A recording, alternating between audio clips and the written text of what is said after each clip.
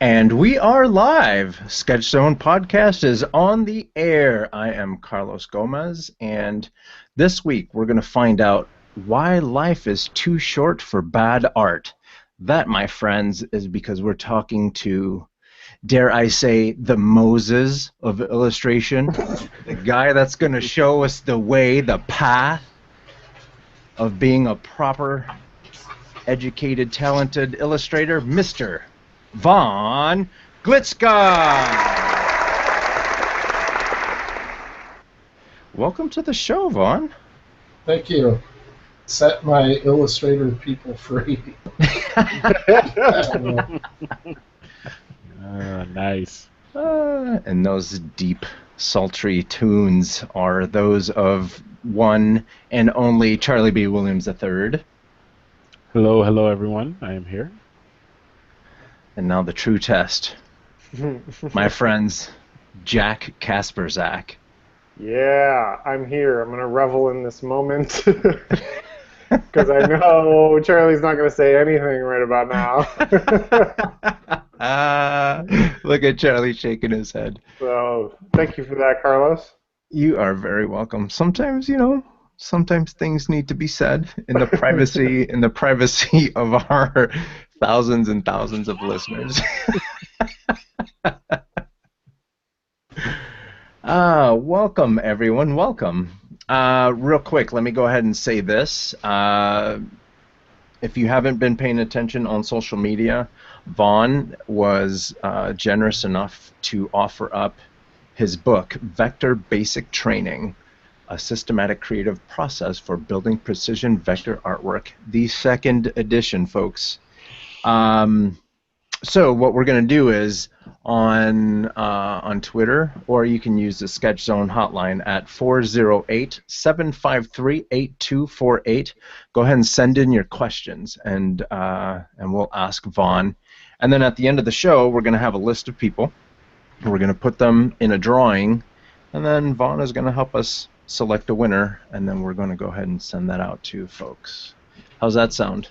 Ooh, sounds awesome.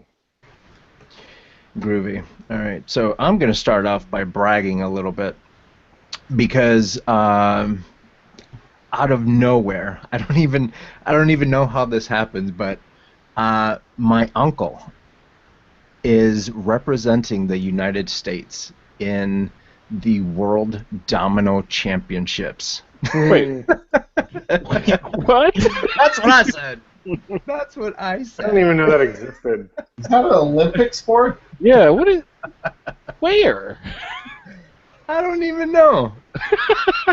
I literally just found out. I was like, what? Like, counting to, like, 12 is like a sport now? Holy crap.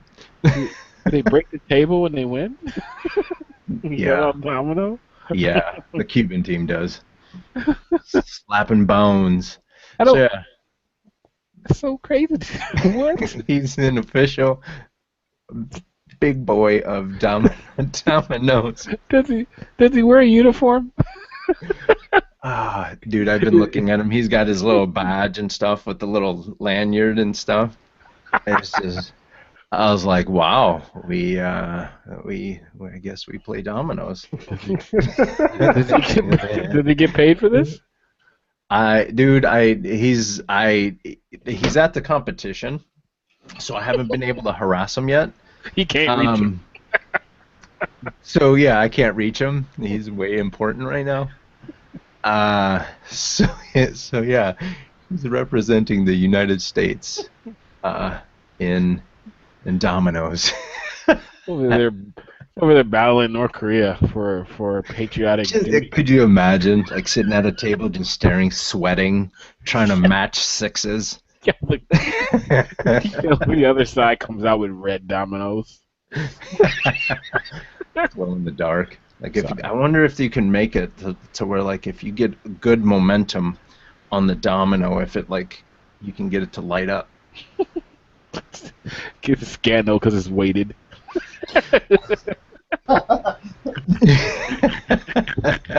He gets caught with a little. What was that movie with the ping pong paddles of Oh yeah, Fury. Oh, Balls yeah, of Balls of Fury. Fury. Balls Yeah. of Fury. Yeah, imagine slapping a domino with some like special effects, like a little explosion. There's a ripple effect across the room. It goes Yeah. outward. That might be the one sport that Russia didn't dope for. Just 'cause- Or they are. or they are, yeah. They're just down. They they get in trouble for counting dominoes. Little golden sickle and hammer on the back of it. We play domino. Niet. We, it's my best rendition of a Russian accent. That's it. That's it. That's all we Now we can totally make like Rocky domino movies because now that Rocky is just he can't do it anymore. Maybe The he gets into underdog. dominoes because his like knuckles are perfect for slapping bones. We got the new Rocky now, though. Got the Apollo Creed story. Yeah, and the old dude's got to go retire in the park and play dominoes. Yeah, exactly. That's it. And then he becomes a Pixar short. It's just cutscenes of like Sylvester Stallone in the park, like, with the same intensity, playing dominoes. We have a movie on our hands, fellas. Let's go. That's it. And we got a domino champ in the family. Vaughn, do you ever play dominoes or anything like that? Just setting them up and knocking them down. I don't even know how the game is played. I've been around it all my life, and all I know is matching numbers. And apparently I'm really bad at that too, because like if there's a 2 and I have a 2, I put down a 2, but then I get yelled at because I'm not supposed to play that yet or something. There's some kind of science behind it. Now, my family around the holidays, they go crazy over something called Mexican Train, which has dominoes, and I ignorantly win that every now and then, but I don't know what I'm doing.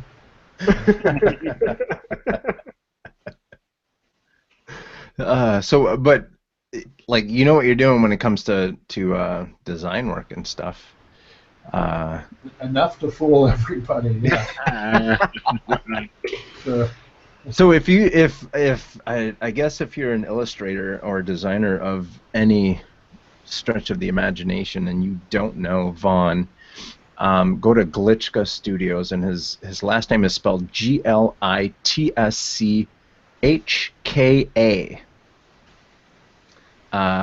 And or just go to Google and do a search for Domino Champ, and you will see a picture of my uncle there.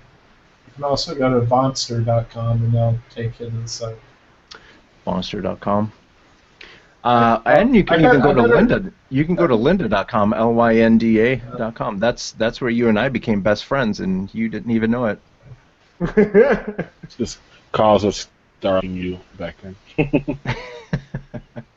I see you. We'll talk about that in a bit. But yeah, you're an incredible illustrator and teacher and everything. How did you get to where you are today? Like, where did you get your start? My first job when I graduated in '86, and at that time the economy was kind of tanking, so it took me about, let's say, 8 months to get a job. Actually, I didn't have anything lined up, and my dad worked for the school district, this in Olympia, Washington, and he basically said if I didn't find a job within the next month, then he was going to get me a job as a security guard at a high school. And I'm like, yeah, that's not going to happen. So that sounds like fun. So did he work at that high school? No, he worked for the school district. So okay. He managed. He was like the supervisor of, I forget what section, but it dealt with security and maintenance, and he oversaw all of it. So, like when I was going through art school, he gave me jobs in the summertime on break where I had to drive around a 3 on the tree type old car with the stick on the column, and go from one high school to the next and play security guard.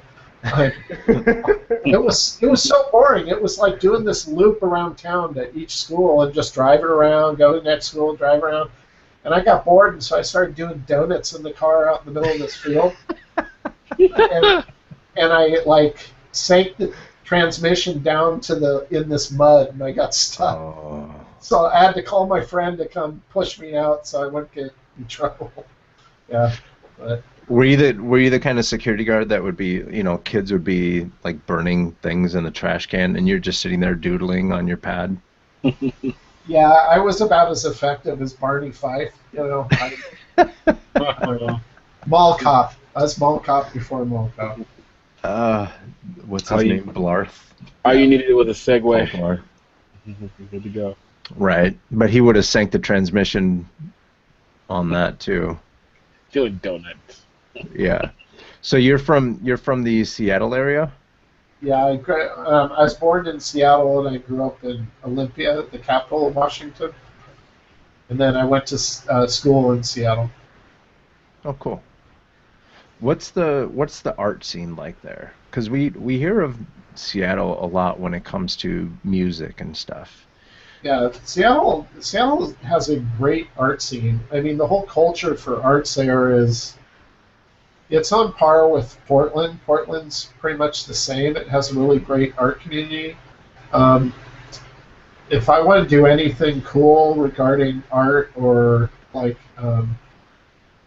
they'll have like Design Week in Portland's another great thing. I'll go up and do that. Where I live is actually the capital of Oregon. It's Salem, but it's kind of like I call it the dead zone for creativity. As much as I've tried to influence the culture here, it's like I know all the firms locally. There's only like 4 of them. And one of them hired me one year to design the banners that would hang throughout downtown for the different seasons. And so I came up with these. I did really graphic kind of illustrations, and they're a lot of fun. It's to encourage tourism and shopping. That was the themes they wanted, and they presented it to the board, basically a committee of people for downtown, and they basically came back, and their feedback was they're too creative. That's what they said. And I go, well, what's that mean? What? Well, we don't want them that creative or whatever. And I'm like, whatever. And so to this day, it usually happens right around the end of September. They'll put up these banners, and so I have to stare at them for like 3 months, and it just irritates me driving through town because it would have been my banners, but it's they took Dover stock books and did collage. So, yeah. So I've tried, but I've kind of given up. Yeah. What do you keep this area? How do you and any one of you guys can help answer this, but because I run into this all the time where someone sees my work and they're like, that's really cool, can you help me do this thing? And then you start helping them, and the design you do, you might feel pretty excited about it, and then when you show it to them, exactly what happened to you, they say, oh no, this is too creative, or for me, I always get this is too cartoony, or it's not exactly what I was looking for. Yeah. Like, how do you guys handle a situation like that?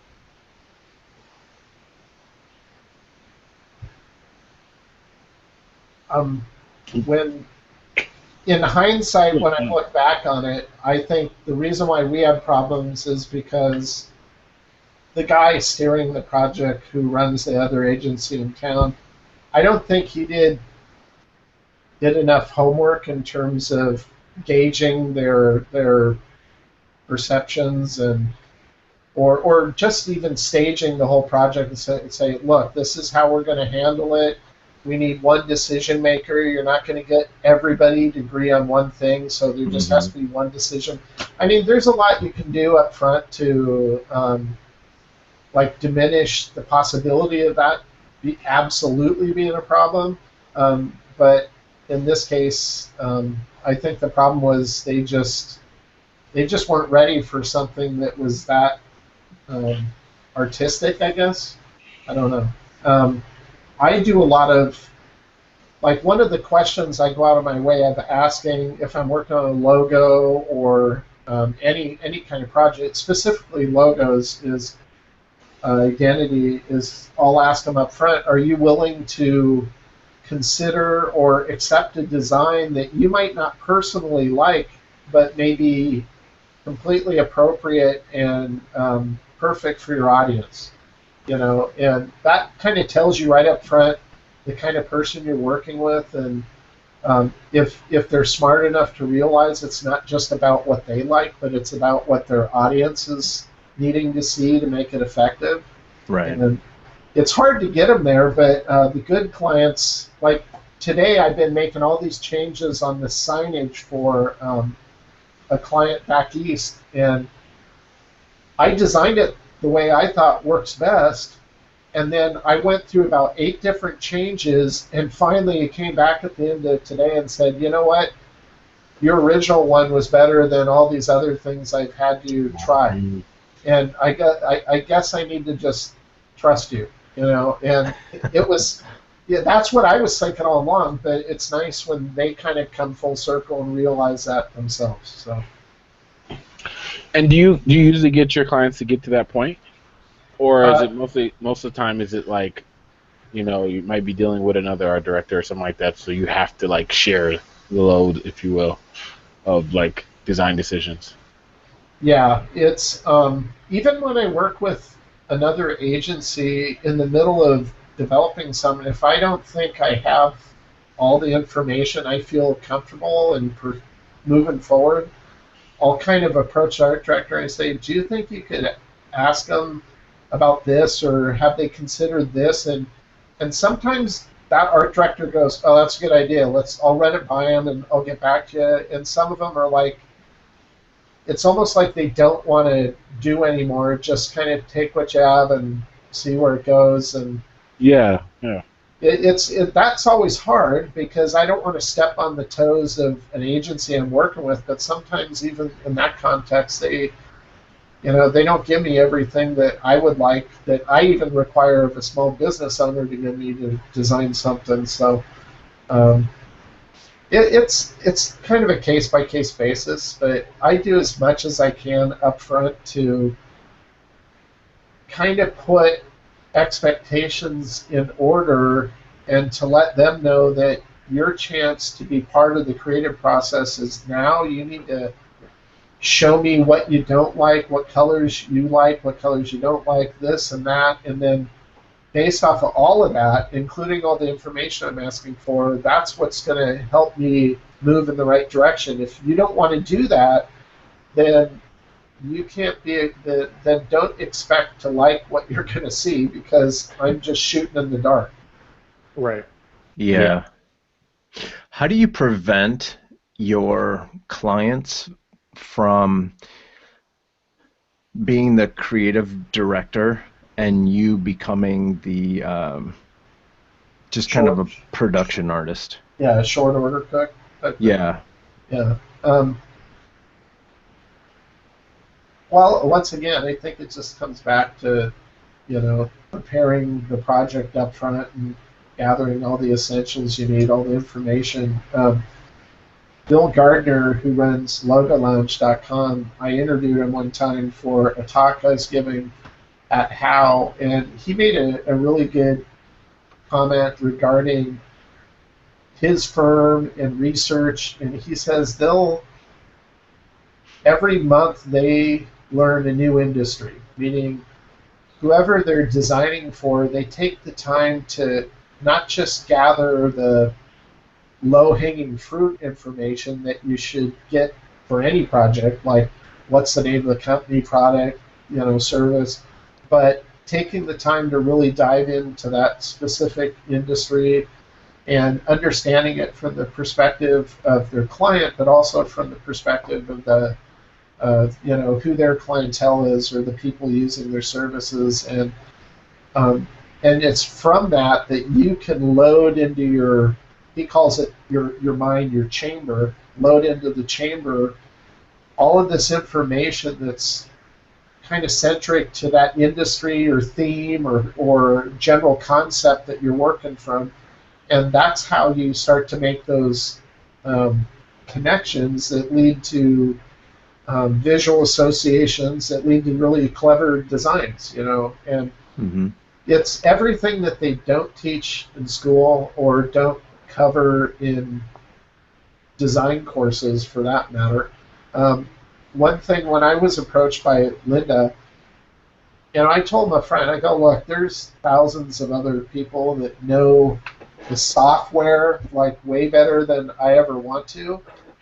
If you want to teach Illustrator in terms of software, you'd be better served finding somebody else who I think could do it better than I could.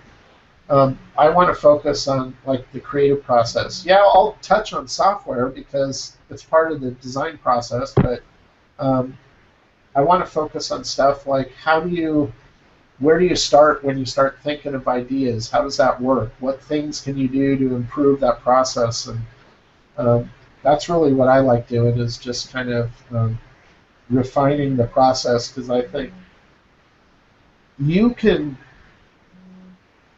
do the same thing over and over again and practice it and become good at it, but if the process is flawed, then you've become good at something that's maybe marginal than what it could be. Right.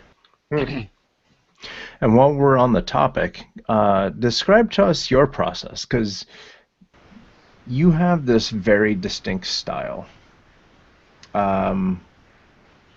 Actually, I mean, your style switches, because we're just looking at it looked like cardboard cutouts of the different characters that you can switch to different body parts. And now this one is more cartoony and painterly. How do you start? What's your process like when you're creating something? Well, one of the first decisions I make on whatever project it is kind of determining the design and illustration is all style driven. So one of the first decisions I make is what would be a good style that would work for this project. And I have my favorites that I try to gravitate towards if it aligns with what could work, but it's always kind of figuring out, based off of what I have to do. Like the recent one, the SAFE project, that was for a local insurance company here in Oregon, and it was dealing with a kind of controversial subject of workplace, what do you call it? Somebody showing up to work like impaired, like they're drunk or high, or they're keeping hooch in their file cabinet or whatever. And so sounds like some of the ad agencies I used to work for. I wanted to be able to handle it in a humorous way, but I knew it needed to be sophisticated also, so that like it wasn't like, hey, Fisher Price people smoking pot, It's like right. And so I picked a more kind of almost a fine art type of style to handle it in, and that's actually one of the first projects that me and my daughter worked on together. I hired her back in April, so that was one of our first kind of collaborative projects we worked on. Yeah, so we're touching on that before the show started, where you've gotten to the point where you needed help, and your daughter went to art school. Can you explain, or can you go through that story again for the listeners? Yeah, I remember the first time I gave her pencil and paper and just, just encouraged her to draw. And as she grew up, she would always come into, like the first 15 years of my career, I worked for other people, and since 2002, I've run my own studio. But all along, whether I was working for other people and doing freelance at night or whatever, or working on my own, my daughter, as she's grown up, she's always come into my studio and would be drawing and doodling while I'm working. And then at some point, when she got a little older, she'd sit next to me and just kind of watch me work. And I remember one time I was working on this illustration. It was like a fish, and there's a fish bowl, and I like zoom in on something, and I move something a little bit over, and she's looking at the screen thinking. She goes, "Why did you do that?" And I explained to her, just without really thinking about it, I just explained to her what visual tension was all about. Like, Let it roll off the tongue. well, if it's too close if it's not purposeful, meaning if it's too close and it's not overlapping, let's say, then your eye's drawn there for no real reason other than the fact that you're drawing an eye there because it's too close. Either give it more breathing room or overlap it and make it purposeful. And Right. I didn't know. I wasn't thinking like, oh, she's going to learn something here. I just kind of explained it, moved on, and a couple weeks later, I was working on something completely different. And she's sitting there watching me, and she points at the screen. Yeah, you have visual tension right there. I'm looking at her and go, what? And I'm like, oh, crap, she's right. You know? And she's always had a passion to draw and create. Awesome. And so she went to the local community college, has a VC program associated with Portland Art Institute. So she went through that program, and she graduated, and she was considering going to like an art school, like Savannah's College of Art in Georgia. Mm-hmm. I think because her name's Savannah, so she kind of liked that. But Her name would be all over all of her stuff. yes. But you know, when we looked into it, it's like $40,000 to go through their program, and and so she would. And I've had a couple students that I taught that had gone through the program, and you know, they're still paying off their student loan. And my daughter said, "I don't want to be in debt." Yeah. And I looked at their program, Smart young lady. and I looked at everything they taught, and I go, Savannah, you know, you could work for me for like 4 years and probably learn everything you learned in art school. And So let's take a second there, because I had to. Oh, hello. You have the opportunity to go to art school, or you have von Glitschka as a dad, offering I go to art school. offering you a job. Mm-hmm. How long did it take her to say? Well, yeah. Okay. See, I originally didn't want to hire her. I originally wanted her to go find another job outside of the context of, you know, my influence. I wanted her to get that kind of experience, and then I said maybe in a couple of years, maybe we can work together or whatever. But you know, after a period of time, it's like I was dead set not hiring her, and then one day I just thought, you know, I'm a sci-fi geek, so I like sci-fi stuff. And I've always fantasized, man, it'd be cool if I could clone myself and have myself, okay, you be drawing that over there. I want to focus on this. And, you know, you think about that, and I go, that'd be fun. And then I think, well, God, Savannah's already done some freelance for me, and it's made the process a whole lot easier. She can tell when I'm visually tense. Yeah, she is kind of like, for instance, we just finished. It's not on my site yet, but we did some packaging for a chain of grocery stores on the East Coast. I'm not sure if I'm supposed to say it, so I'm not going to say the name. But It's for a flavor of ice cream, a SKU, and every year they hire different illustrators to do the different flavor SKUs, and Okay. we got to do the New York cherry cheesecake, and they wanted us to have a Statue of Liberty in it and a skyline, and well, Wow. on the back of it, I tried to sell them on the idea of, hey, could I do King Kong on the top of the Empire State Building, uh, holding a bowl of ice cream, and I just thought it'd be fun. And Yeah. he ran it by their corporate lawyer, who said no, so I couldn't do that. Aw. But I did get him to let me do the Chrysler Building with the cherry stuck on top. So, um, but but I showed Savannah. I said, "This is the style we need to do this in, and here's the layout. Here's the proportions." And she did all the pencil work on it, and I built the digital art. But um, she drew about 90% of the composite drawing that I wow. worked from. Yeah. And I thought this project was going to take like a week and a half maybe, and from beginning to end it took like maybe 4 days. And wow. I sent it to the client to proof and to give me any revisions or changes. And he comes back and he just goes, "This is great. I don't have any changes." And my daughter's all like happy and stuff, and I go, "No, you need to Beginner's luck. realize." Yeah, exactly. Lesson time. Yeah.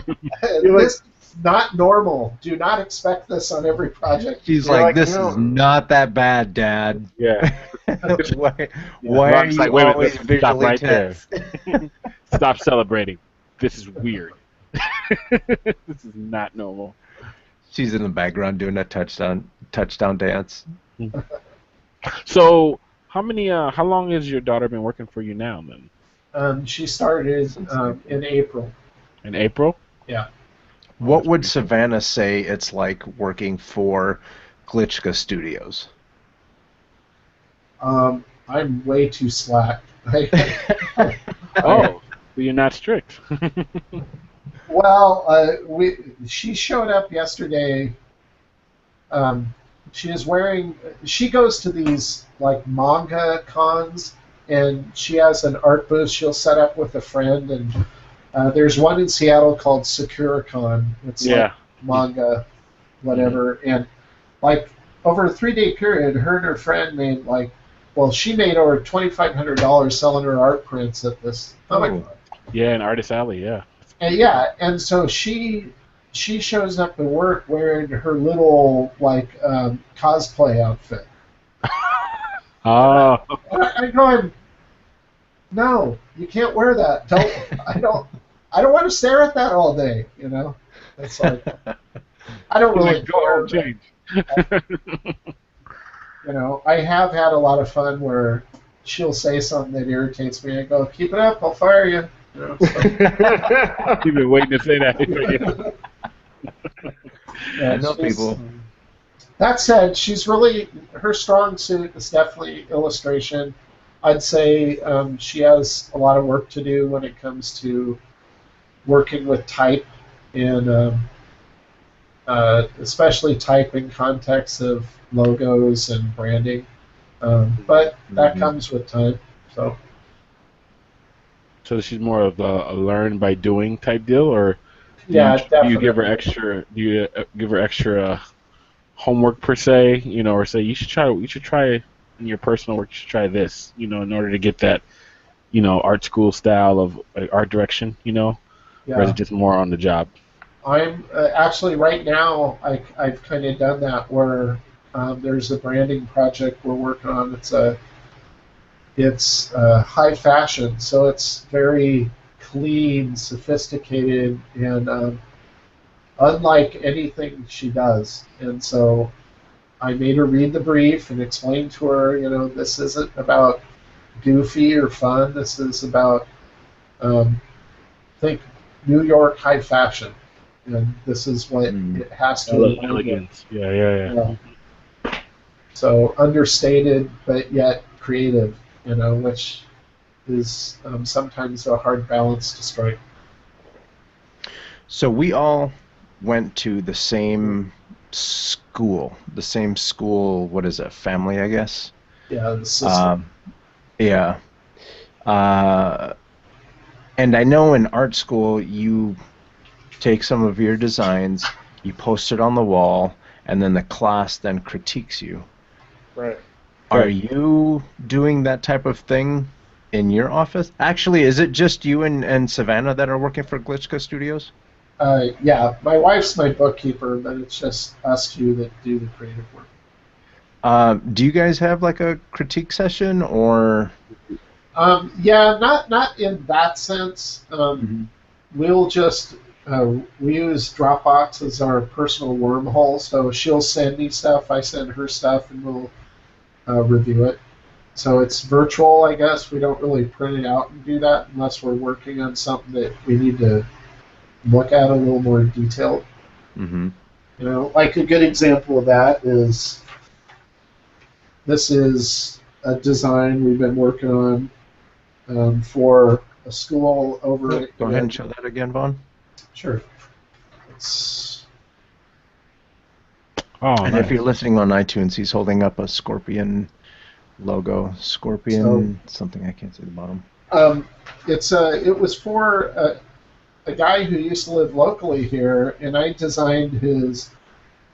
He had a Pilates business where he did personal training, and now he's living in Amman, Jordan, and he's teaching swimming, and so he hired me to brand the swim team, which is called Scorpions Aquatics, Scorpion Aquatics, and so like on that process, you know, I had Savannah do thumbnail sketches. I took those and I did critique those. I actually didn't use any of them and kind of moved in a different direction based off of some feedback the client gave me, and we presented them, and now it looks like their whole school might.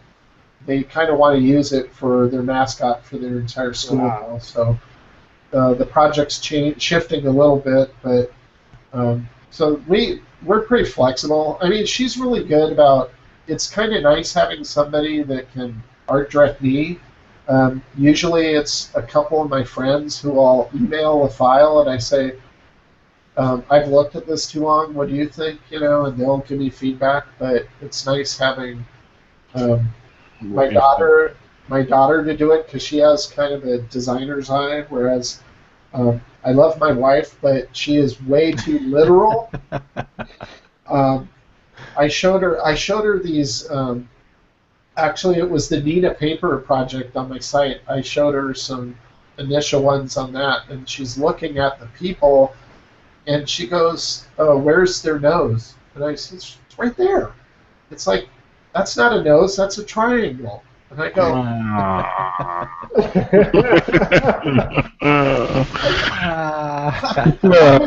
that it's graphic. That's what it's supposed to be. And she's like, no, she's like so literal-minded. It's hard to sell her on some creative analogies or metaphors at times.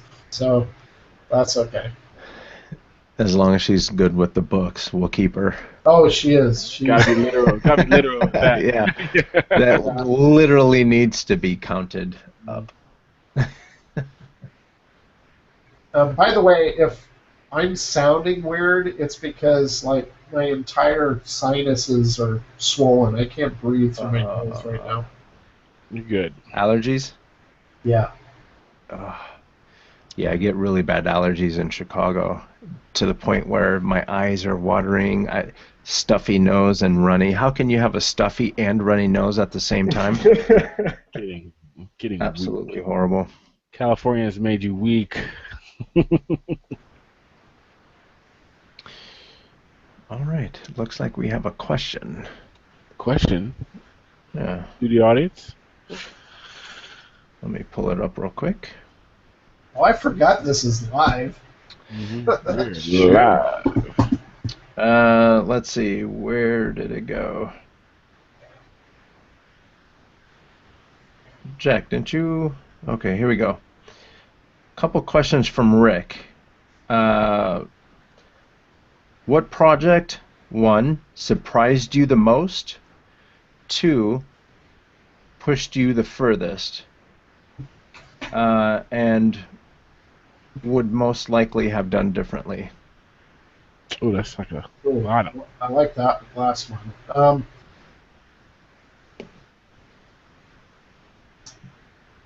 Boy, I would say that most recently, the one that really intimidated me, that's when I know I have an opportunity to learn something. If a project comes in and I'm like, if I'm initially like, I don't even want to work on that because it's intimidating me so much, I don't even want to think about it.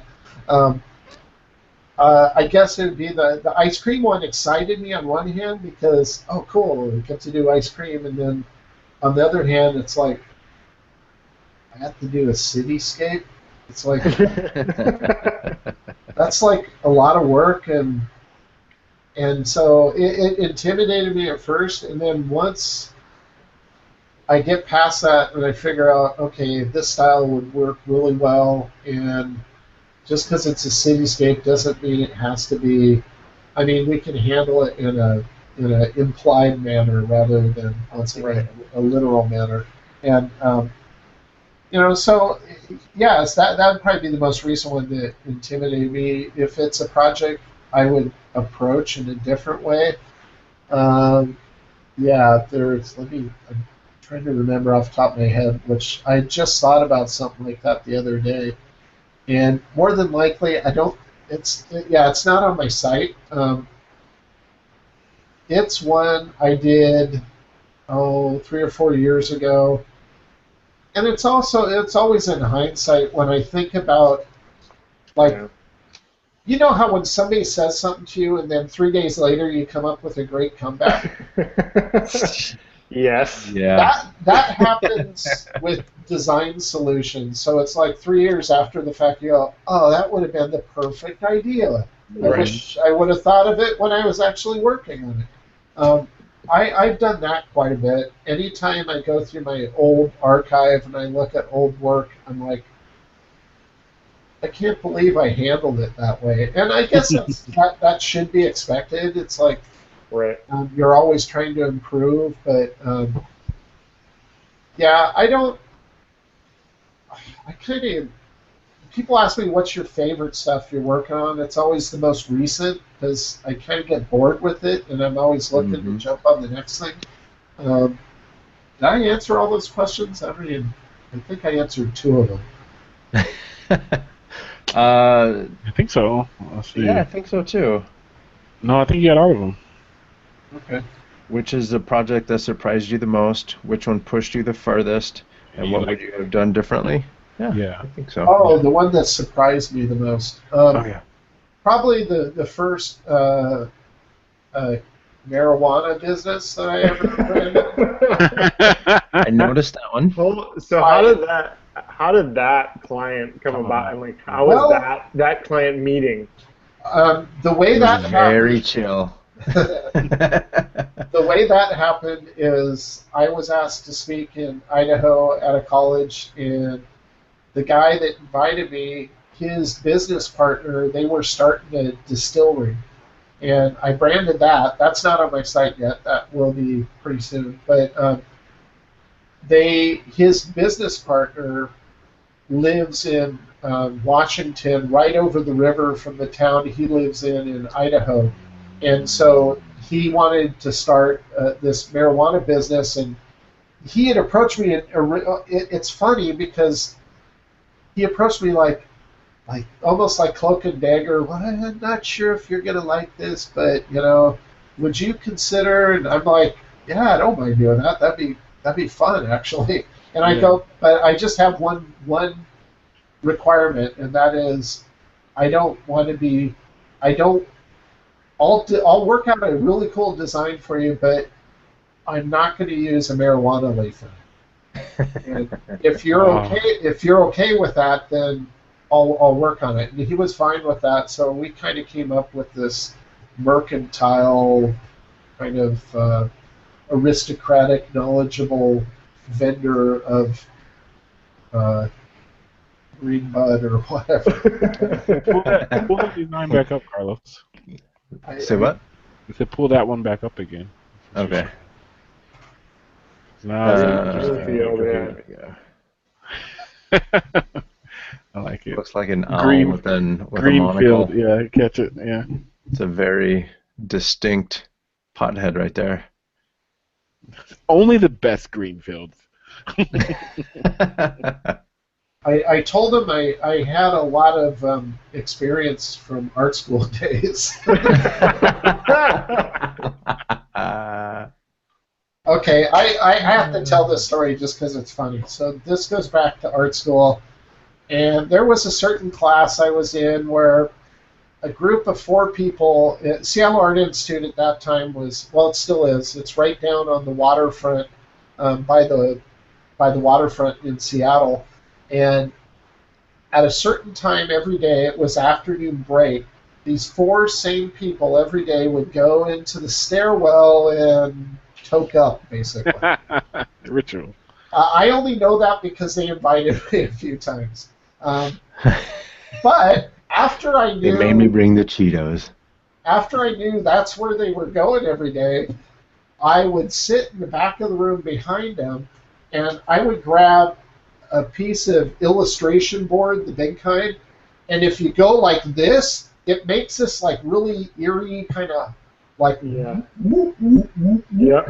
And I would just do that and set it down and just be still, and they're like turn around like, what's going on? What is that? Just And freaking then- them out. when I went to the Art Institute of Seattle, they had an agreement with Seattle University where students that were out of town going to art school could stay in the dorms at Seattle University. So Wow. I got to live in dorms, so it was like going to college without having to take all the college classes. And Nice.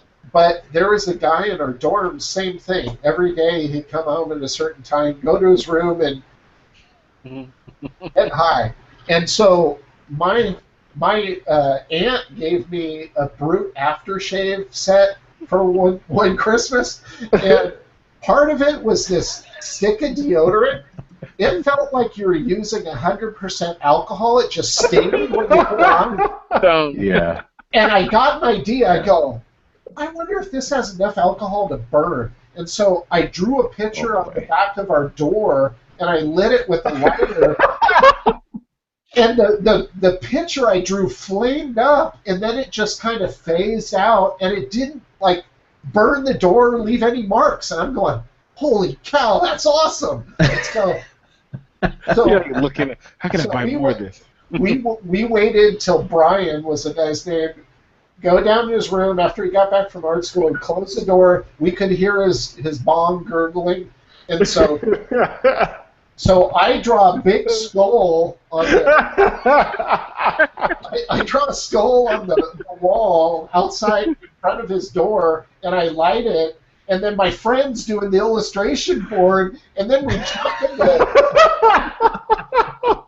jump into his room, and we push the door closed almost all the way, and he comes to the front door, and he's just spacing out at the flaming skull on the wall that just evaporates. That was, Who said Brute isn't good for anything? actually, Brian became employee number 8 at Amazon. Whoa. Yeah. Nice. Wow. That's He so had cool. motivation. Scared straight. Yeah. So talking about art school and all that, actually, how early was it that you got into illustration and stuff? Was this like a grade school type of thing, or was this a high school? Or were you wanting to be a security guard and then you got into it? I've drawn ever since I was a little kid. I remember what really influenced me growing up was like Richard Scarry. I liked his books. Oh, yeah. I liked, of course, I liked Norman Rockwell. Not so much that I wanted to paint like that, but I liked how he would tell stories, and just it was so captivating trying to figure out what's going on here and what is he saying. And then My parents had a huge LP collection, and they liked big band, and there was a lot of these album covers that I loved looking at the artwork on it, and it was only years later that I discovered that it was an art director by the name of Jim Flora who did all the illustration on these album covers. So those were a huge influence to me because the segmented style I do, like the South by Southwest bag is a good example of that. That is directly influenced by Jim Flora's work. And I've been drawing weird characters like that ever since I first started in the industry, and it can be traced back to his influence, his artwork. The guy was just ahead of his time. So outside my studio here, I've over the years I've bought all of those albums off of eBay, and I have them framed on the wall out there. So he's probably my all-time favorite artist. I just love his work. That's very cool. I'm trying to. So we know what it's like to work for Vaughn. What was it like having Vaughn as a fellow student in art class? Were you one of those kids that the teacher handed you a pencil and you just drew magic and she would put it up on the wall and be like, "This is what I want all you guys to look like"? No, I'd probably say it wasn't until my last half year of school that I got serious, and I knew I had to finish my portfolio to graduate, so I did that. But on the side, I created a second portfolio of things that I wanted to show.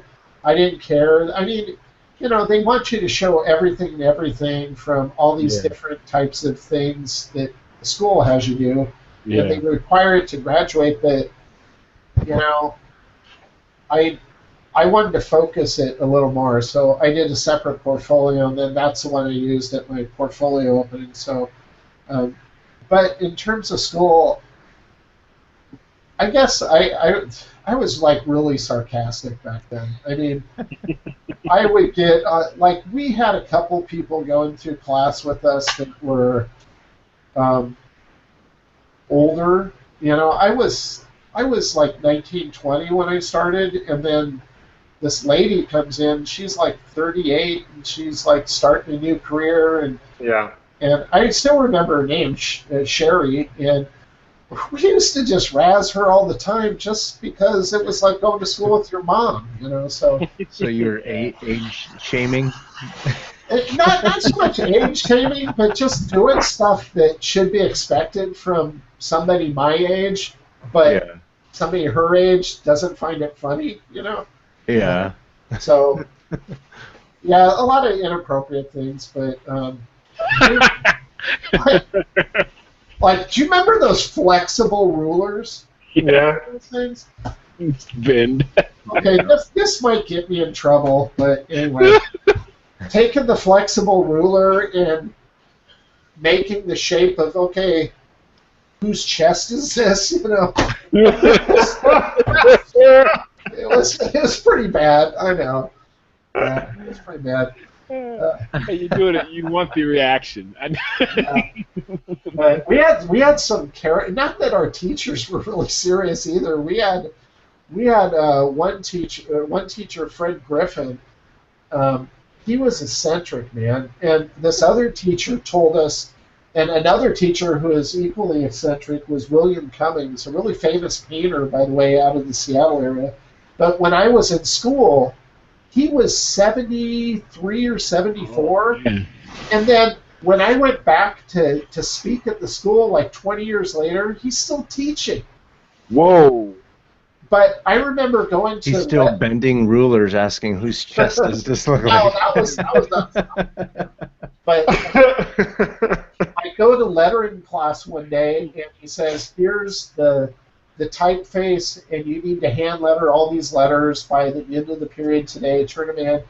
I finish mine a little early, and I go up front of class, and I'm just standing there watching him, and he has his sketchbook open, And then he has a stack of blank 8.5 by 11 pieces of paper, and he's taking one, looking at a sketchbook and redrawing it, like within 5 minutes having it done on this piece of paper. Then he flips it over, turns his page in the sketchbook, does another one. And I watch him like crank out like 6 or 7 of these, and I finally ask him, I go, Bill, what are you doing? He goes, and this is the way he talks. He goes, oh, I'm cranking out these sketches. I have a gallery opening tonight, and I need to have these done.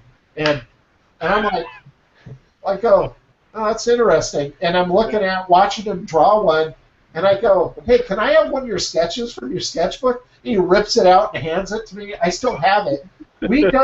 We went to his gallery opening that night. We walk in, and on the wall, before you enter the main area with all the paintings on the wall, he had each one of those sketches in a little sleeve, and there was a green dot on each of them, meaning it's sold for $500 a pop.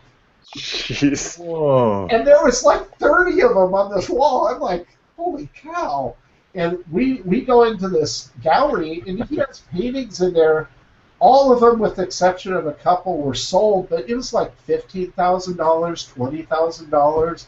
It's like he didn't bank. Yeah, he didn't teach because he had to. He teach because he liked it. So Yeah. he was a really good teacher.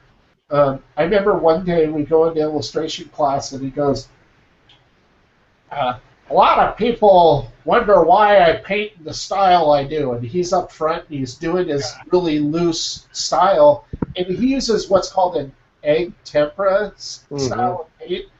And he goes, and they say, Bill, why don't you do realistic? And he goes, because I think it's bullshit, you know.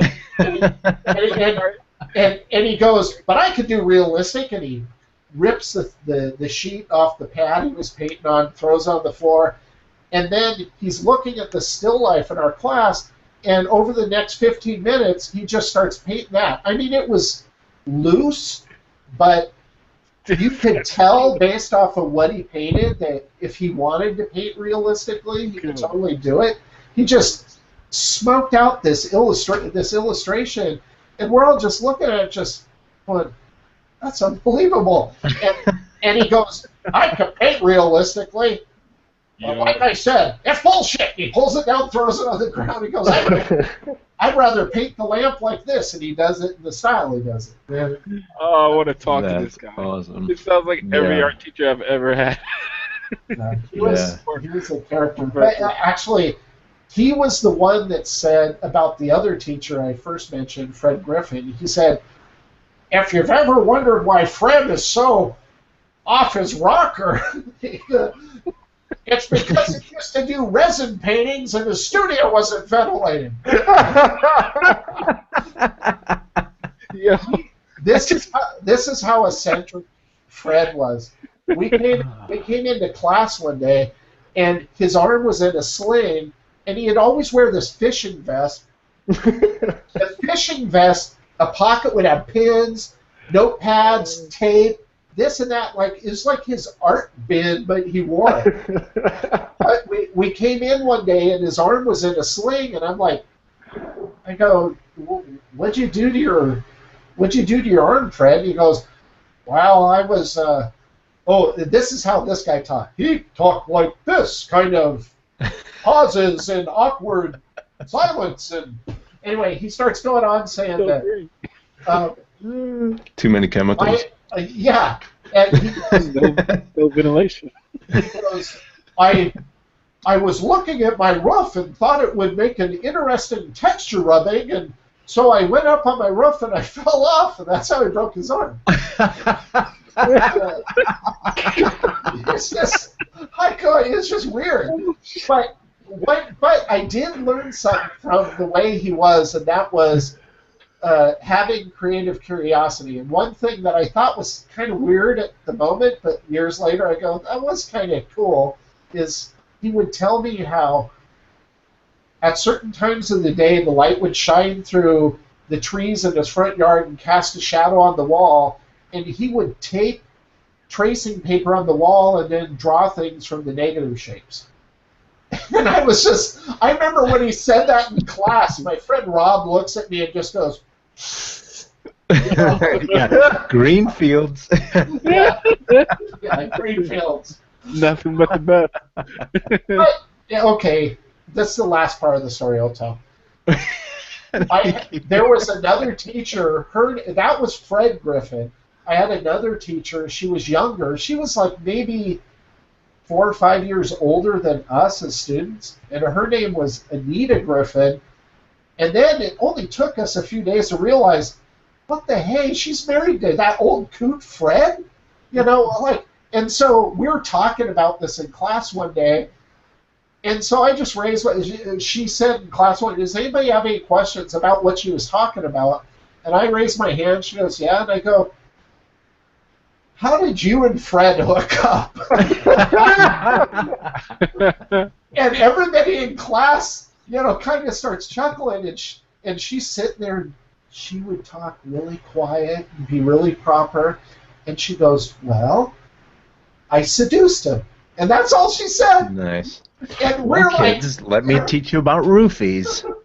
The thing is, I still keep in contact with Anita Griffin, so yeah, she's cool. That is so awesome. So many different characters. I think I don't know. I again, I haven't been in art school forever. It feels like, but when I started going to design. My first degree is from a community college, and I remember one of my teachers there. He would walk in and he would say, "Well, this is balance, this is flow, this," and then he would throw a bunch of different colored papers on the desk, and you'd go up and get your paper and tear it, and then you'd create flow, you'd create balance, you'd create imbalance, and all this stuff, and then when you would paste it down on a big drawing. Cardboard, right? Mm-hmm. And he would come over, and if he didn't agree with what you were doing, he would take this big red marker and draw it all over your stuff. Oh. Wow. So I haven't been to art school lately, but something tells me you probably wouldn't be able to get away with that. Could you? I don't know. Has anyone even heard of stories lately? No, but I wish I did that back when I taught. Just go up to the stuff and hit delete. Marker on the computer screen. No, just delete. Just delete. No. I had a teacher in our class, and her last name, I forget exactly how you would know, Carlos. How do you say witch in German? It's literally whatever that is. It was like a literal translation. Yeah, but who was your teacher? She was just like a summer school art teacher. Oh, okay. She happened to have the last name of Witch in German, and she would go around, and it was a ceramics class where you had the wheel, and if it was like off, or you get it far enough off, and there's kind of no point in continuing forward because it's just going to be messed up. She would see it off, and she would come over and just like karate chop it down the middle and say, "You're wasting clay and everyone's time. Start over." Middle school. Wow. So good. I just karate chop. I thought she was just like pushing off. She was like, no, she's getting all splattered. Because you're sitting there trying to like rebalance it and make it work, and she would just go, and then the thing would go. Hexa? Hexe? Like that. I'll have to look it up. Yeah, I cheated. I used to be somewhat fluent in German, and I never had to say the word witch. Anyway. I don't... Go ahead. Oh, I was just going to say, back in the 90s, the early 90s, I worked at a small design firm here in town, and the owner of the design firm was a micromanager, I guess you'd say it that way. But we would work on something, and to this day, he still hasn't bothered to learn how to use the computer other than surf the internet, or use email. It doesn't know how to work in Photoshop or Illustrator or anything like that. Well, anyway, the way he would work is he would give us a project, and a lot of times he would go through a magazine, find something he likes, and draw on top of it on tracing paper and give it to us and say, can you just basically build the same design, just drop in this new type? And I was like, yeah, I mean, to this day, he still works that way. And I'm like, no, I won't do that, but I'll design something for it. But because he didn't work on the stuff, he would come back to review something, and he would sit like right behind your shoulder, and then he would go, okay, nudge this over this way and this way. Stuff that really didn't need to be done. It would just something so he felt like he was part of the process. And so it got to a point where I would copy everything to a new layer and turn off the other layer. He would come in, have me nudge everything. As soon as he'd leave, I'd delete that layer and just go with what I had, and he never knew. He never knew the difference. No, he never noticed. It's like, I know I shouldn't have done that, but it irritated me. Yeah. In your process, how quickly do you get to the computer?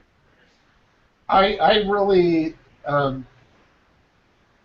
try to figure out a solid direction before I ever touch the computer. Now, I might use the computer to do research, or maybe I'll take a few sketches and I'll scan them in because it's easier to distort something and print it out and redraw it from that.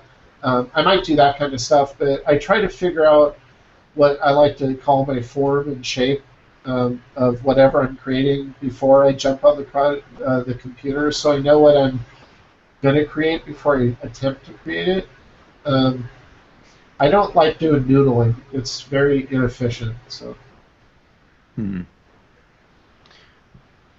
don't like doodling, you said? Oh, no, noodling. Noodling. Yeah, like just playing around. I like having a distinct direction, and so I sketch out a lot to figure out what direction I'm going to go. Now, if it's something that's, let's say it's a graphic symbol for logo direction, I don't have to draw it very precisely, so a lot of those will just be thumbnail sketches, and I'll scan them in just to capture that essence of an idea and build it. But I don't use that to guide my building. I just use it to remind me of what I was going to create. And one of the cool things that you started doing as far as like to initiate creativity and that stuff, you started doing 5-minute logos. that was sounds like fun. That was me being sarcastic. No.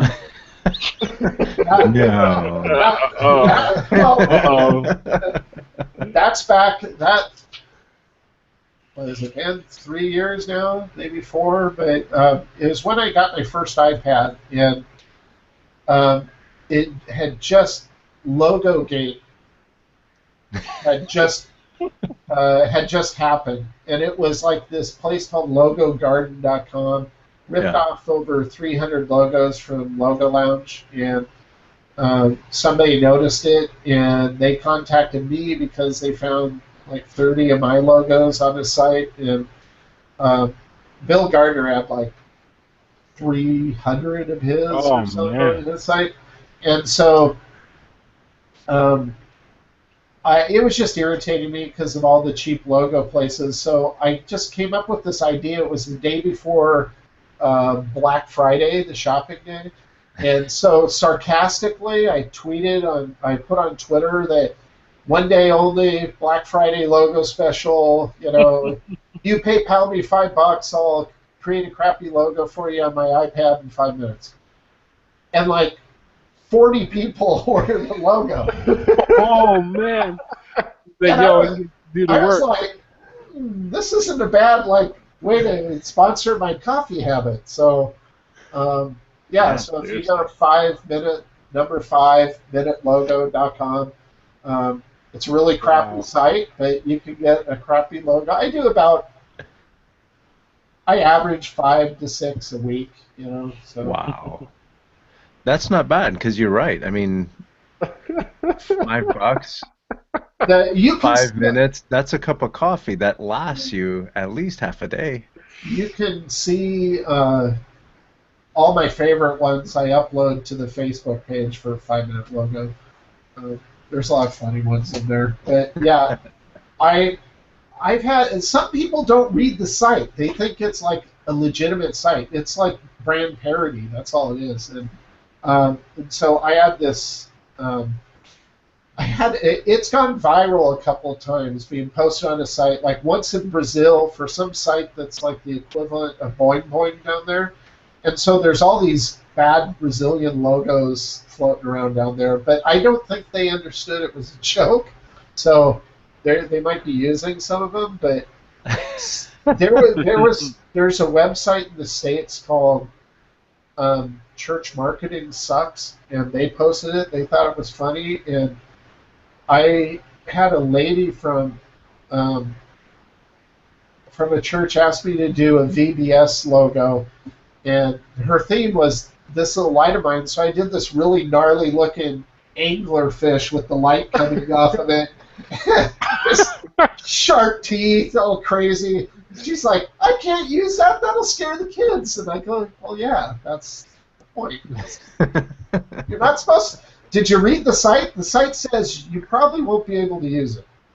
So That's funny. That's There's awesome. someone making $1 billion company right now with a $5 logo.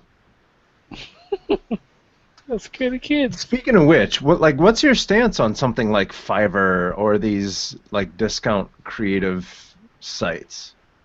I'm vaguely familiar with Fiverr. I've only checked it out a few times. It's ripped off a few of my friends' work quite a bit, you know. Yeah. But you know, most the people I work with, sometimes they can be cheap, but they're not quite that cheap, you know. Hmm. I think most of those are, you know, somebody in Bangladesh who $5 is like 2 weeks' salary, so it might be good for them. I don't know. Yeah. I've had a couple clients that ask me to do something, and then they come back and they say, "Oh, I got this from Fiverr. Maybe you can Okay. work it into the workflow." And I'm out looking at things all the time. I live on the internet, so when I see some of the stuff that they're getting from Fiverr, basically what they're doing is, especially motion graphics, they go to, some template sites for all this stuff. Yeah. They buy a template and then they go and they sell the craft, I guess, on Right. Fiverr, and then they're getting their $5 time after time after time Yeah. off of a template that's been out there forever. If the sites that I really find problematic, Fiverr, um, I don't think is that big of a deal. It's maybe I just haven't looked at it enough. But the one that I think really kind of degrades our industry is one called 99 Designs. Um, Yeah. I can't tell you how many times that people using that site, whether they're responding to a post or a client,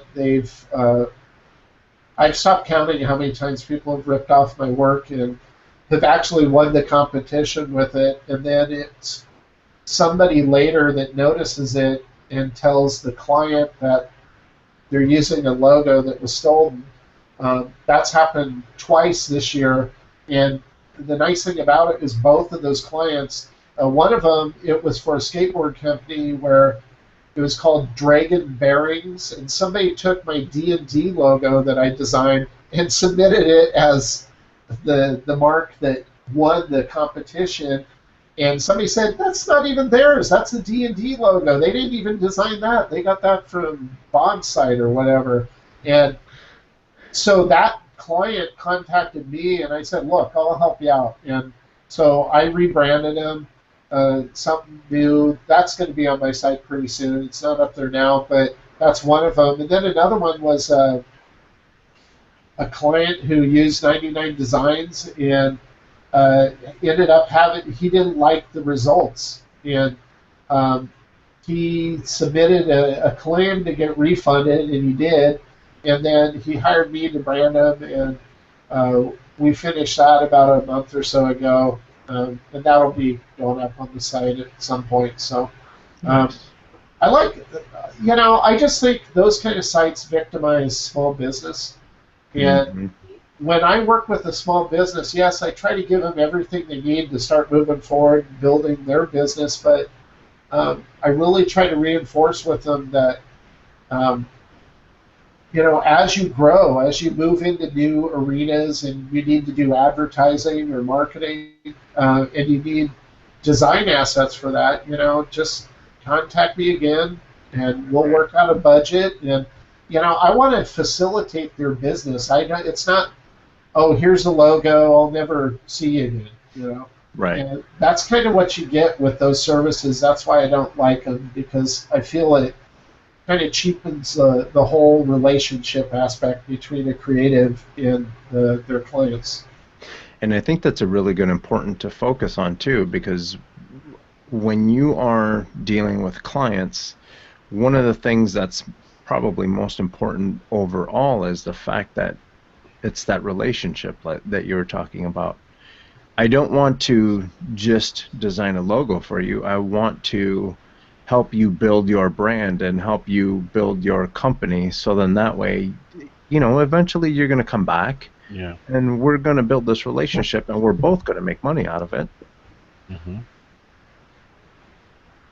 I agree with that. Yeah. So now let's talk about some really cool websites that you're a part of. This whole lynda.com thing that you got going on. Well, you can see all of my courses at drawingvectorgraphics.com. That'll bring you into the page that lists everything on Lynda. They're skill-based courses. I touch on software, but it doesn't focus on, learn Illustrator. It's just focusing on either styles or specific disciplines. I talked them into letting me set up my own home recording studio, which is over there, and I finished recording the first 12 episodes only to find out they gave me the wrong resolution. Oops. Well, whoops. So actually, Whoops. when I get off of here, I have to record the next 4, and then tomorrow the remaining 4, and get those done. But that's going to be launching soon. I posted the title graphic for that on my Facebook page today. Yeah, I saw that.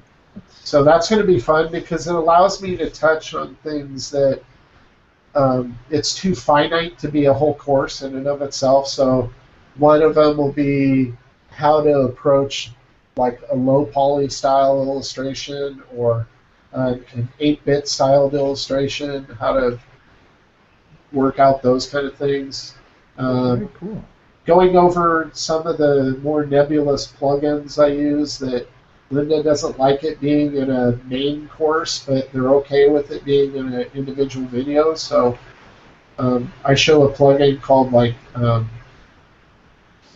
Subscribe by Astute Graphics, and it's one that I've been using more and more as it goes along. It just makes certain types of building really easy. So it's that kind of stuff. Trip. Mainly it's exploratory. It gives me a chance to respond quicker to maybe a trend or whatever. Mm-hmm. And one of the neat things that I was doing research on you, and one of the neat things that I learned is you're not only running your own design studio, but obviously you're also teaching for lynda.com, but then you also create your own brushes, and you're selling your own what would you call it, Resources. digital art supplies, if you will. Well, that came about in a little different way. I'm a big believer in Are you a believer though? Did you really? No. Never.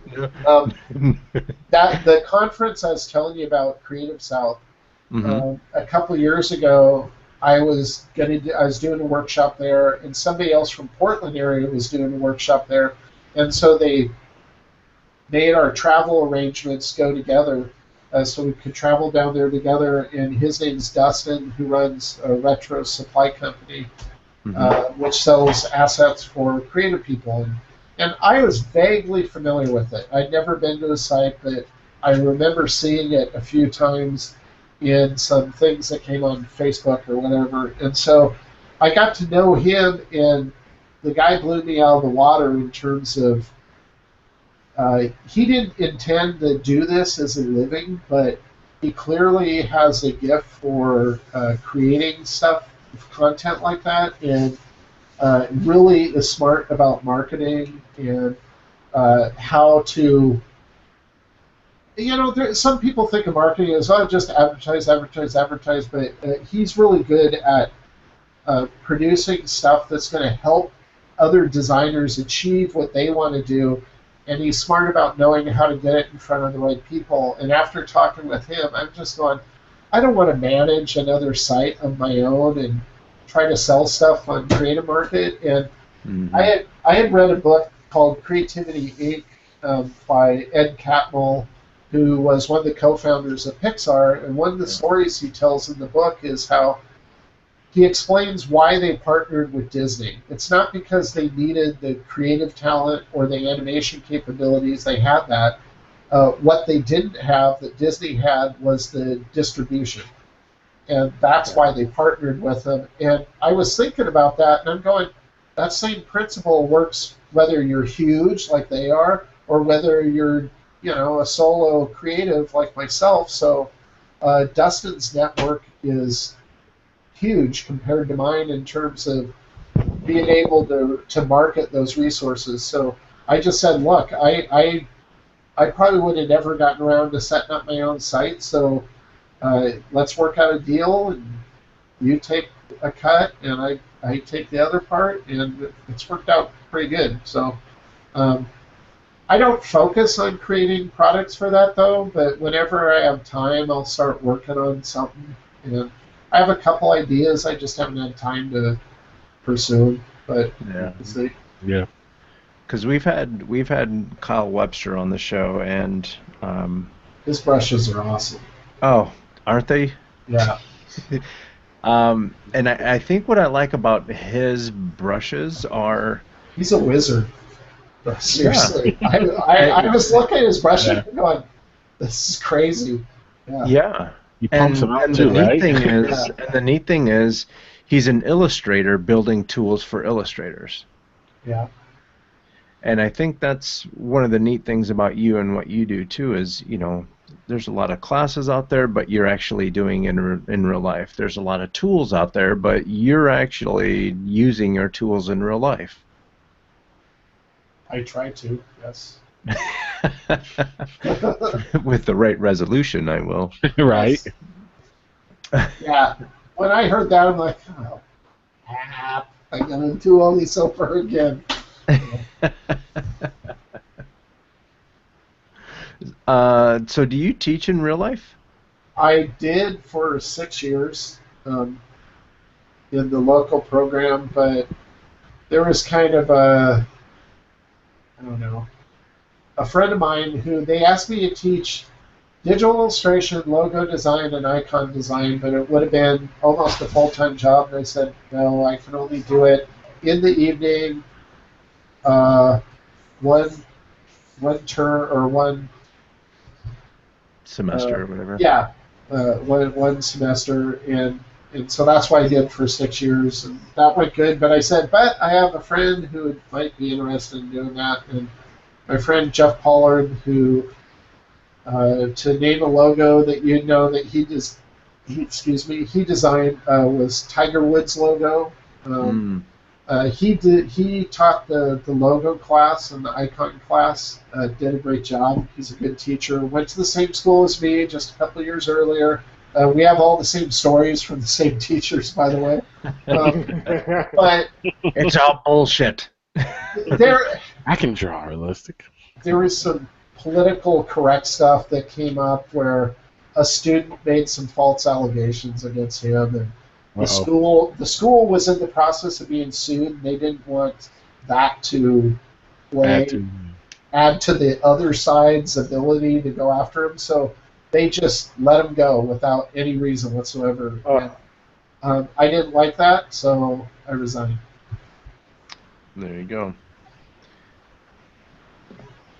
We actually talked about this. You guys are going to laugh, but so one of my friends that's a professional voiceover artist in LA, she came on and she was just, a house on fire. And Interesting. and one of the questions that came up during the conversation was, she kept talking about how she would do anything just because it's work, and I said, so if you had this place that wanted to make clubbing baby seals legal, would you do that voiceover work? And she said, yes, of course, if they're paying. Is that a kind of and my memory was triggered because you took a stance with your friend and everything. Is there any work that you would not do? Yeah, there would be certain things, or like I guess if I had to class myself politically, I would more align with a libertarian than anything. So, if certain people want to make certain choices, I'm not going to stop them, but I don't have to work on certain things if I don't happen to want to. I just don't want to be part of that kind of work. Sure. It's too political or otherwise. But that said, I have friends who have, how do I put it, gotten upset with me because I was doing certain type of work that they thought I shouldn't. Well, how can you do that? How can you design a marijuana logo and you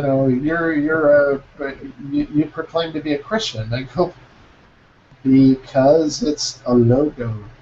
That's Right. all. That's all it is. Yeah. It's a I'm logo. not selling the weed. It's like, have you ever drinking a beer? Yeah. Oh my God. It's like. Right. Would you design a logo for a beer company? Yeah. Or I like doing tribal tattoo designs. I'm too much of a weenie to ever get a tattoo, but I like designing them. Yeah. And, Sure. I've had people get upset about that, and I go, wow, I think there's a little more important issues to focus on. I've been out of shape about that, so. But there are certain projects. Milton Glaser had something called, probably gonna get the name wrong, but it was like The Road to Hell, I think is what he called it. And it was a chart on progressively from bad to worse on what he would work on and why. And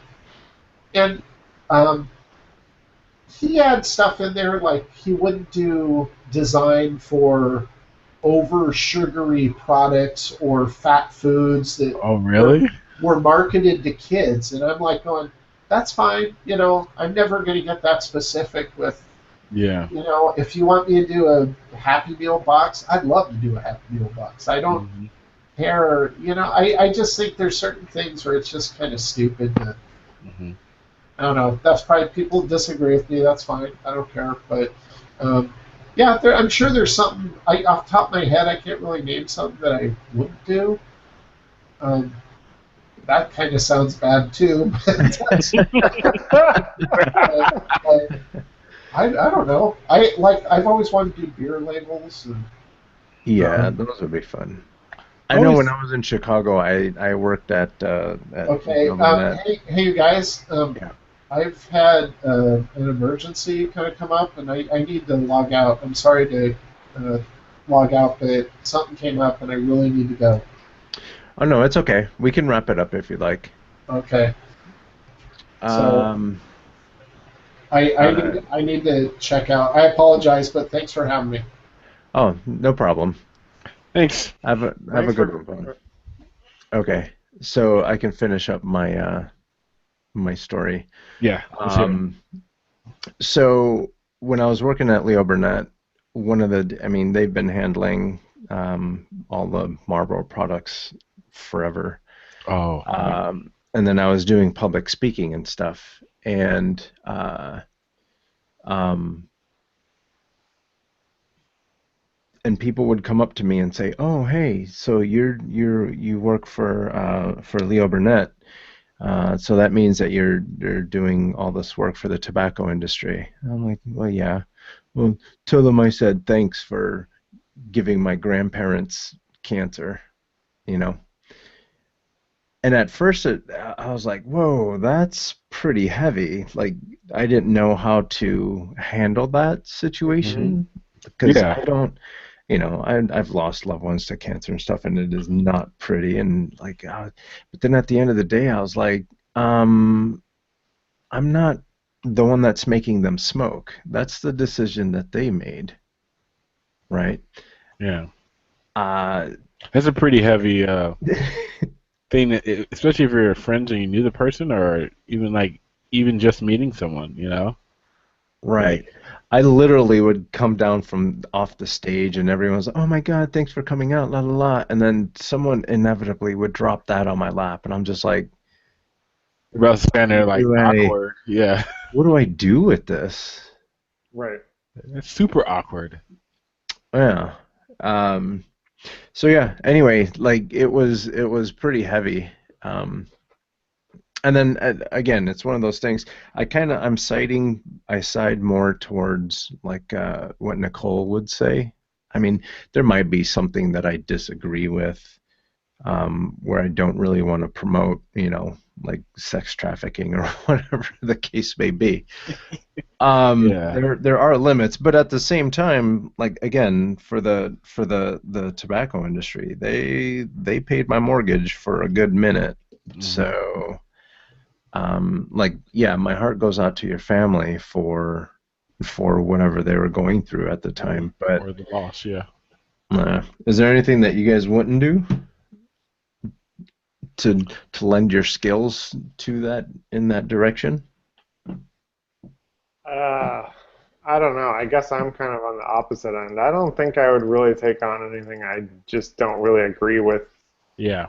But then again, I mean, I have to admit that I've been extremely fortunate in the projects that have come my way and the jobs that I've had, and I haven't had to kind of scrape for, just take whatever comes my way just because it's a gig or just because it's money. Mm-hmm.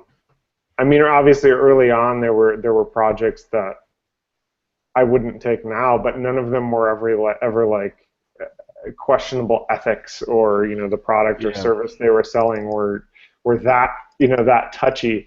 But like I guess you could take any of the hot button issues like I don't know abortion or gay rights or welfare or like whatever it may be. Like if you know what I mean. Like if there's one of Yeah. these companies come along, I mean those are the obvious ones that I think people might pause and think about. But the more subtle ones like alcohol or sugary drinks or I mean, you can't argue that marketing is not an incredibly powerful tool and that you're not partaking in the sale of these products, but yeah, at the same time, I mean, you're Yeah. not the one making them do it, but I mean, Yeah. the science is there about marketing, so you can't say it has no effect.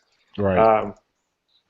Yeah, I would say that I would not, but like I said, I would also admit I'm extremely privileged and I haven't had to I haven't had to take one because I didn't have another project or enough funds.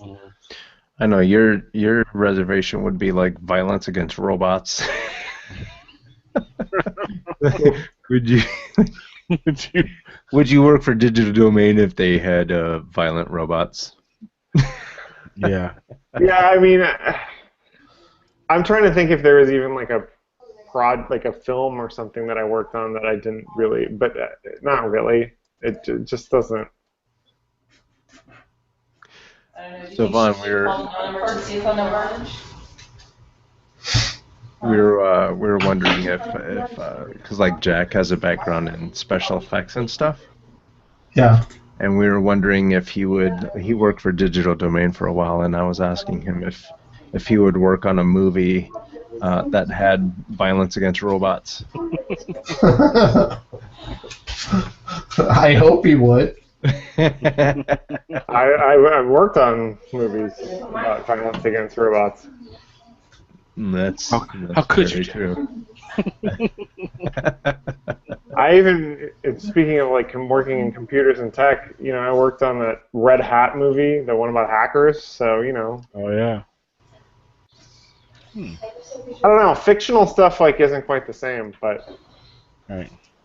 Yeah, fortunately, I haven't had any branding stuff that I've come across where I didn't like it.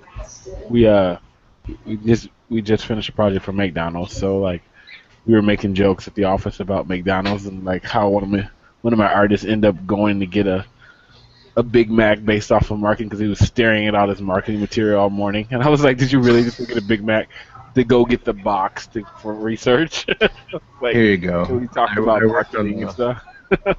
I worked on a multimedia project for McDonald's to teach my part of the presentation or of the I guess it was kind of like an online quiz kind of thing, or like it was a McDonald's training course, and my part was for the people that were going to make the fries. So I taught thousands of people. My work taught thousands of people how to fry fries and sprinkle salt on them. Do a little salt shaker. That's it. That's it. Oh Big god. red background with a white outline. Oh, what's funny was in high school I worked for McDonald's, so I was like, oh yeah, of course I know how to do this. That's probably why they gave me the fries section. Since you're good at this. They're like, oh, previous experience. Yes, that's you. Man. That's funny. They should have gave me the clean out the ice cream machine training guide too, because I did that a lot. You know what? Side note to this. I never worked at McDonald's except once. And that was for So you can't say never. well, but it was a volunteer thing, right? It was like for a charity thing. I didn't get a paycheck from McDonald's, I should say, because there was someone at my church that owned the McDonald's, and like you go work hours for charity, right? Basically, so you got that experience. But one of the things when you worked there, did you make your own like meals, like make your own concoctions? Like I heard there's like it's like a big thing. I made the best like weird triple cheeseburger, whatever you want to call it, ultimate Charlie burger ever. And then apparently like after I got to college, a couple other people were like, yeah, that's like a total thing. There's a whole like menu line that like all the different people that used to work at McDonald's would put together. Weird things where they would fry like the fries and a bunch of other stuff together, like they're like fries and like the hash browns, and create a big patty.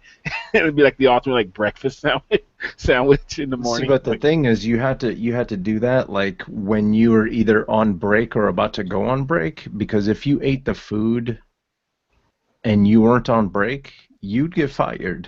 Oh, gotcha. Like Okay, this guy did a walk by of the chicken McNugget bin. You know, we'd fry a bunch of chicken McNuggets and put it in the chicken McNugget bin. He grabbed a couple, and the manager had just he just looked over, and this guy grabbed a couple and started eating them on his way to break. He got fired.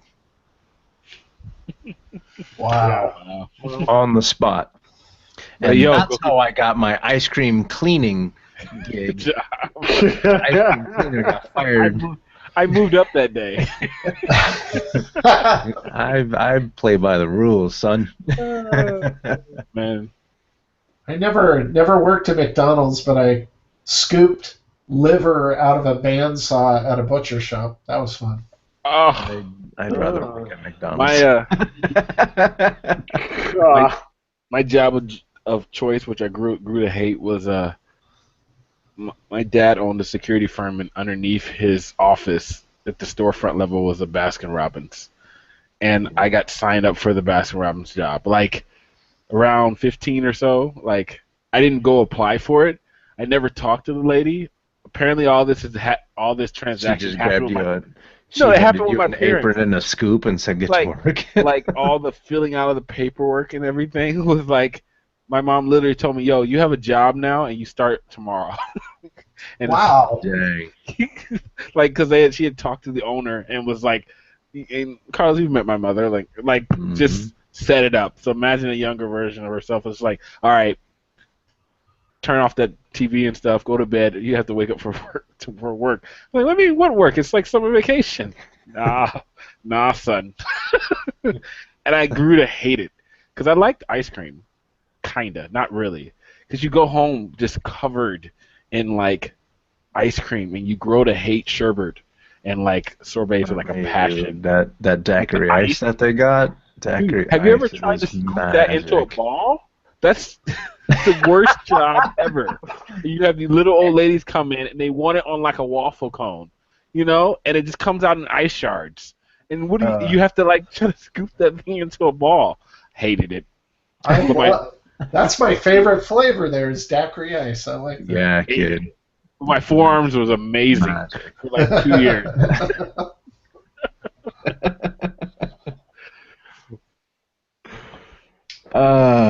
I'm writing that one down. We're amazing. All right. While we're on the topic, we're going to play this or that. Von Glitschka from Glitschka Studios. This or that. Would you rather hand lettering or type kit? Oh, hand lettering any day. Yeah. Nice. Type kit's irritating. I open up a file. You want to buy this font? Come on. I'm paying for CC. Let me disable that. Like it dangles in front of you. Yeah. Hey. Yeah. You want it. Like you don't have this version. You can't get this.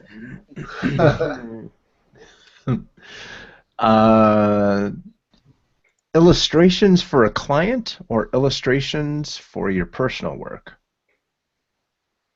Well, if I had a choice, I'd always pick for my personal work, but I like to get paid and make money, so I try to turn my clients' ones into ones that I would like. So, yeah, I try to make projects I work on for clients something that I'm going to enjoy doing. So, doesn't happen all the time, but most of the time it does. So, yeah. I like it. Virtual teaching or teaching in person?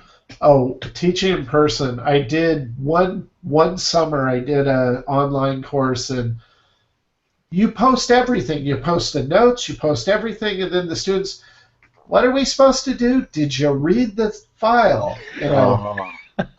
It's like it's just got. It was just too much of a hassle. So I'd much rather be in class and say, if you miss this day, then you failed. Yeah, you're gonna. What I used to do is the best. Hope you come to class. I don't know. Teaching in person is just funner. I like. There's a couple students who I'm still friends with. It's just cool. It's fun doing it in person. So. Yeah, I kind of agree with you there. Yeah. Fan art or keep your eyes on your own paper? Yo, that's awesome. Okay, you're gonna have to. I think I'm missing the joke here. What's the? I know what fan art is. Yeah, fan art or basically do your own thing. Okay. Pay attention to your own characters and stuff. Oh, fan art. Yeah. Very cool. I agree with you there too. I like doing it. I like drawing other people's stuff. It takes half the challenge out of it. Yo, God, this is awesome. I don't know if you can use that title in some kind of title somewhere in something else. Oh, Your eyes on your own no. paper. All right. Would you rather create logos or create infographics? Logos. And then this one is my last one. Would you rather use vector shapes to create shading or gradient mesh? Vector shapes. I've messed with gradient mesh a couple times. If I want that level of detail, I'll learn CGI. You know. Well, seriously, it's like you have more flexibility. I've seen some amazing stuff done with gradient mesh, but I still look at it and go, well, it still looks just like the photograph. You know, there's no artistic aesthetic to it. Sometimes it's just really well rendered. Really, I admire the craftsmanship, but how long it took probably. Yeah. Messing with that mesh. That's always been a question in my head, because you know how CG is getting absolutely real. Why not just hire actors and shoot it that way? This is an entire episode for me. Yeah, what are you doing? Jack made the mental decision not to go. No, you guys hit it first, and then I'll add. What's up? Like, at what point? And we can do Doing this? Okay. we can do any aspect of everything that we do, whether it's illustration, movies, or VR or whatever. At what point are we getting away from what illustration is supposed to be, or what like photography or what film is supposed to be, and we're going too far into taking a virtual world and making it real? Does that make sense? Yeah. Yeah. At what point do we say, okay, we're stepping way across the creative thing when we could be shooting video? Not that shooting video is not creative, but it's not a drone or a virtual model or subject.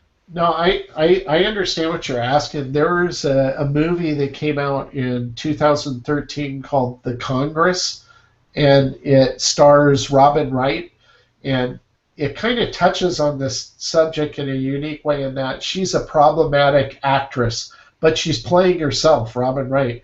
And it's talking about how, well, you had a hit when you did The Princess Bride, but you've had all these opportunities for other movies, and you've been so hard to work with that the studios don't want to work with you. So the studio has developed this technology where they can scan her and create a virtual version of her, but they'll pay her off to do that, and she'll be set for life, but it means she's not actually the one acting. It's this virtual representation of herself, but that virtual representation of herself isn't hard to work with, so that's why they're doing it. And it is kind of an interesting premise. Really? Yeah, it's an interesting movie, but it kind of touches on that. I remember a friend of mine years ago used the term uncanny valley, and I hadn't been familiar with what that meant at the time. And then when he explained it to me, I go, oh, okay, so kind of like that Tom Hanks movie with the train at Christmas. Yeah, Yeah, it's creepy. Yeah. It's where CG characters become creepy dolls. I mean, I think 5 minutes or less. Yeah, I'll try to keep it brief. I really want to know what Jack can say. Yeah. We can totally devote a whole episode to this if you want, but because I've worked on several full CG body replacements and/or head replacements, including, I mean, we replaced Brad Pitt in Benjamin Buttons. We replaced Jeff Bridges in Tron. Then they brought back to life Tupac, and they brought back to life this Chinese singer. It's like all the rage. Brought back to life Smoke on a motorcycle that doesn't have any moving parts, but Really? that's for another episode. Did you do Redenbacher? I did not work on that project. Okay. That was sort of the test grounds for what ultimately became Benjamin Button, because that was David Fincher's commercial. That was sort of Okay. proof of concept. And I mean, there obviously is a benefit to it, and there is a utility to it when you're bringing back somebody that's dead. I mean, again, we can go into the ethics of that, like who owns the right to their own image. I mean, kind of the Robin Wright thing, like, if I die, can anyone just recreate me just because they feel like it? I don't get any say over that. Like, there's no, like, if I'm not rich enough to have an estate, there's a whole ethics thing that goes along with that. But in terms of just like the utility, that makes perfect sense. But Right. what I really think is getting weird is like when you're creating these digital versions of people who exist already and like are available for hire. And it's like you said, there's various reasons, and I think ultimately it comes down to once were artists, aka directors or producers or whoever they were, kind of losing sight of what art is. And art is kind of, obviously, all throughout history and fine art and commercial art, we teeter on super stylized to super realistic. Like, that's nothing new. Like, we've always been trying to mimic reality as best as possible. But what I think has kind of become lost is we've forgotten that we have limitations and that there are limitations to the tools that we use.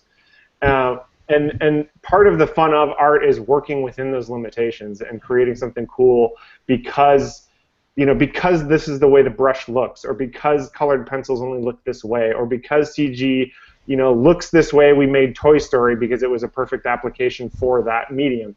Where what we're ending up to now is like I can just do whatever the hell I want to do and infinitely refine it and infinitely micromanage it. And that's not an artist. That's just like OCD, like control freak. Just like I don't want to work with anybody. I don't want to have any rules. I just want to like mess around in a playground and do whatever I want. Right. And to me, that's where the art of it starts to break down. Like you're not creating art anymore. You're just like I don't even, there's got to be a word for this. Somebody's going to invent what it is. Bullshit. It's all bullshit. It is. To me, It's called James Cameron. Yeah, well, I mean, Whoa. that's a fair example of what. Yeah, you're just micromanaging, noodling something so far past the point that it could possibly contain any creativity at all. It's just. And I'm not slamming like a movie in general or any specific director Just or the notion, processor. right. Just the notion of where it's going. And there have been plenty of examples of where it is completely successful. Like I think Jungle Book was a great use of it. It's something that's really difficult to do with animals, and I think it pushed reality beyond what reality is. It used what CG is available to do. It sort of recaptured that. I mean, what the original Jungle Book did so well was kind of create this magical world in which humans and animals live together, and the only way you could do that at the time was animation. And so now that we have the technology to do it with live, quote-unquote, live action, I thought this was like a perfect application for that, and it was very successful. But, I mean, all of us can count the dozens and dozens of failures of, super realistic. And the story was good, too. It didn't go off, right? Yeah. Is that a good movie, by the way? I haven't seen that. The Jungle Book? Yeah. Excellent. I thought it was excellent, and I thought it did. Excellent. It did a really good job, not just technically and not just story-wise, but of capturing the original mood of what you felt when you watched the original Jungle Book as a kid. Like it really made. That's where I don't agree with you. Really? I think it completely missed the mark on the charm of the first one. Is that because you're a little biased because it wasn't 2D? No, I took that into consideration too. I had to forget that I watched the original to really appreciate the new one for as good as it is. Yeah, fair enough. It's a really good movie. but like I said, the charm of the original with the dancing bears and everything was singing and again, I'm an old dude on my soapbox. Like I miss the cartoons with the good music and the singing and dancing Oh, and yeah, how yeah, yeah, yeah. and how you know Baloo's relationship with I can't remember the boy's name right now. Mowgli. Mowgli. Yeah, Mowgli. Um, um, in the original, they danced and sang together, whereas in the new one, they had that really cool little relationship, but they didn't have as much fun as they did in the original. You know, they looked out for each other. It's a much more violent movie, and it wasn't based on as much fun. Does that make any sense whatsoever?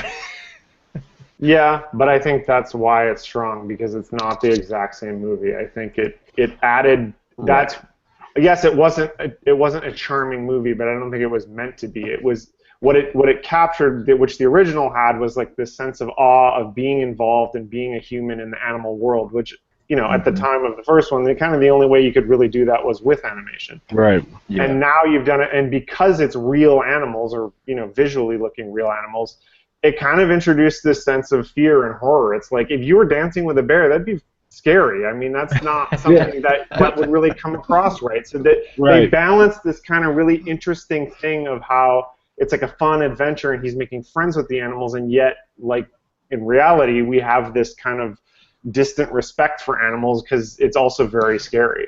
And I thought Yeah. that's what they did really well. Yeah, I thought that it gave it like suspense. I think if you think about like the original one, there's at times where it felt really, like you said, Carlos, happy and charming, and then there's still times where it got really tense.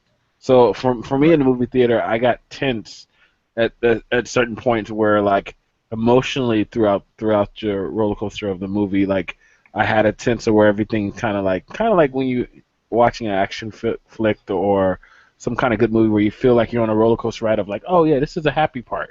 This is kind of cool. Mhm. It's kind of cool the way he's like moving, through the forest with them, like when he's chasing the monkeys or stuff like that. And then it got really tense, with the snake, and stuff like that, and or like at the watering hole when it gets quiet and Right. you first see the tiger, it gets tense because then you're like you feel like because it looks real, you're like, oh snap, that's Tiger, like he looks visually bigger than everyone else, and it Right. made me feel, I think more than like the wolves and stuff, it made me feel like that little boy is around all those animals. It's not good, I don't know, I got tense at parts, and it was but I like that, and Sure. but Yeah, I can like see what you're saying though. yeah. Like I lost Like a I little said, bit. by itself it's a fantastic movie, and it's just a new rendering of a story. It's Hmm. someone else telling the same Hmm. story. Whereas like if I tell you a story and then later Charlie tells the same story, it's going to have a different flavor to it just because it's someone new telling the Yeah. story. And then obviously the technological advances definitely kick it up a notch, definitely make it feel more real. Um, I like but the but director but too. but Yeah. all in all, it's a great movie. Um, and it might also be like yeah, like Charlie said, am I upset that it was not a 2D movie? It might play into it too, but Hmm. but not Just from really. the I pure don't. fact of like you get that kind of charming feel when with something that's more animated, and like Right, visually, pleasing in terms of 2D. right. That's what I meant. Yeah. Uh, we're getting close to 2 hours, but let's talk real quick. Vaughn, you're an author. Yes, I am. How did your writing career take off?